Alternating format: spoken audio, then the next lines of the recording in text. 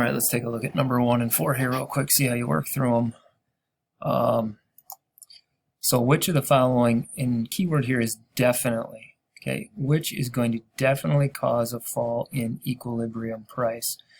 So I say hint, use supply and demand model and graph them all out. So we'll go here and we'll just draw a couple of these. So if we see a decrease in both demand and supply, meaning both curves are going to shift left, okay, there's the demand curve shifting left, and we can see from the original price that that would be lower on its own, but however, when the supply curve also shifts to the left, okay, not necessarily sure whether or not that is going to decrease both of them. So you have that one right there. For the second one, an increase in demand combined with a decrease in supply.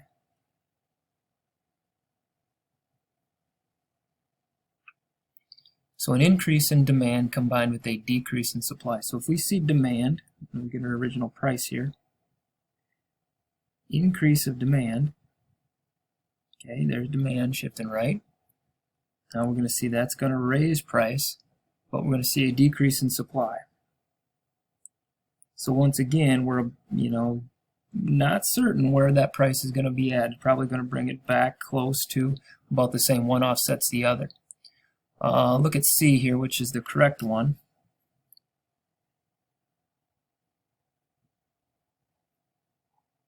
There's our supply and there's our demand curve.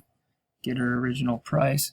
If we see a decrease in demand, okay, there is our decrease in demand. We know that's going to put downward pressure on price. At the same time, we see an increase in supply, so we got more available. So supply is shifting right. Okay, we definitely can see that that price is going to decrease. Obviously, if we increase demand and supply, we're going to be right back at kind of that same place going the other direction. But with a decrease in demand, so demand shifting left